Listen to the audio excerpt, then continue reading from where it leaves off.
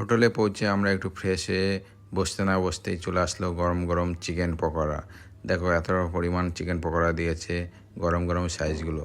খেয়ে খুব সুন্দর হয়েছিল চিকেন পকোড়াগুলো, আর সঙ্গে দিয়েছিল কফি। তো কফি আর চিকেন পকোড়া খেয়ে আমাদের ডাকছে যে নিচে নাচ গান চলবে। তো এই যে নিচে দেখো এইরকম নাচ গান চলবে। তো কফিটা খেয়ে নিলাম।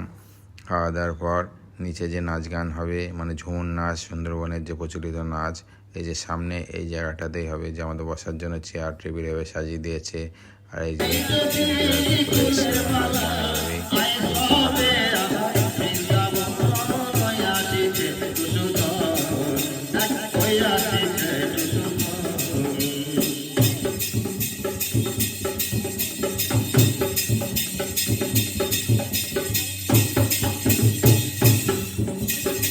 বৃন্দাবনের সখী তুমি মোদের ঘরে এসে